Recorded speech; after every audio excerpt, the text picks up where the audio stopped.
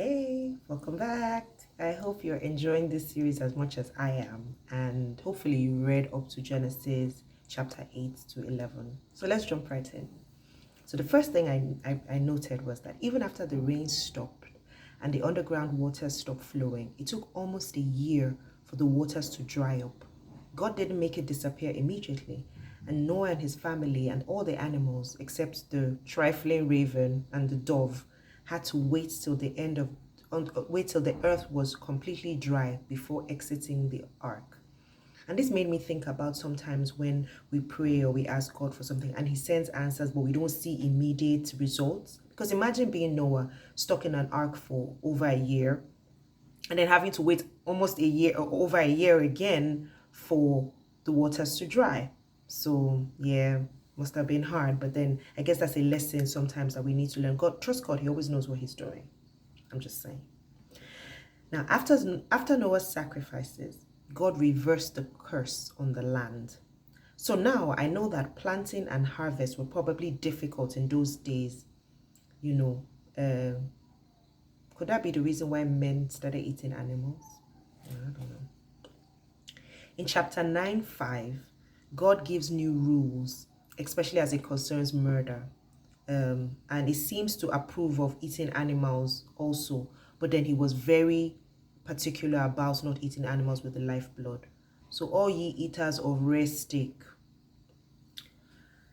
Ham, Shem, and Japheth were the progenitors of the earth after the flood. So everyone who exists in earth came from them, because prior to them, no, after them, after the flood, no one else existed. So we're all sort of descendants of Ham, Shem, and Japheth. Now, if we move forward in the chapter to when the earth had been filled up, the unity of the people, one language, and one common goal to make a name for themselves was a prerequisite to yet another rebellion. God knew what was getting ready to happen, and in his decision to scatter them wasn't a selfish one. I remember when I was young and I was like, why would he do that though? They were coming together to do something that was really very mean of God. But now I understand. When he said nothing they set out to do will be impossible for them, right? It struck a chord in me, because remember that man was inherently sinful because they had fallen. So imagine if they set their mind to do what comes to them naturally, sinful things, then this earth would have been a mess. Not like it didn't eventually, turn out to be a mess or whatever, but he had to kind of redeem them, because remember, he just started, pressed the reset button, and then these people were out here doing what they like to do best. But more importantly, he commanded them to be fruitful and to multiply and fill the earth, and they didn't exactly obey.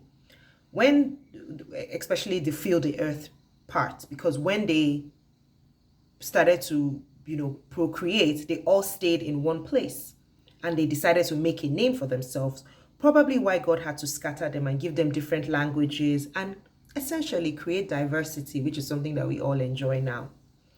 He disperses them across the face of the earth instead of that one region where they were. Now let's get to the part of Noah and his sons. Noah cursed Ham because of what he did, seeing him naked, and instead of saving him his modesty, he goes and tells his father, his brothers. And I think from what they said, I think he was mocking him or laughing at him, right? But the brothers were smart enough to do the needful. But as a result of Ham's actions, his people were cursed. And remember that Ham's people were the Canaanites. And if you remember the land of Canaan, that was the land that God promised to the Israelites. So it was a fruitful land, a wonderful land, the promised land. But he took it from the Canaanites and gave it to the Israelites. Could this be as a result of the promise or the curse? Sorry. Food for thought. Now let's get into what I deduced as God's character from these chapters. God's character is revealed here as a God who both blesses and curses. But in spite of that, he also displays redemptive qualities.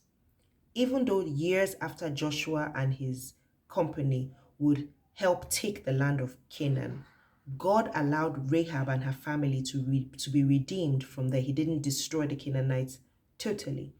And she eventually was part of the lineage of Jesus. This reminds me of something that I've come to know about God. If he permits something that we as humans view as probably unfair, trust and believe that he plans to redeem the situation. That's just who he is. I hope you enjoyed today's lesson, and I look forward to seeing you again next time, when we will not be continuing with Genesis. We'll actually be going to Job.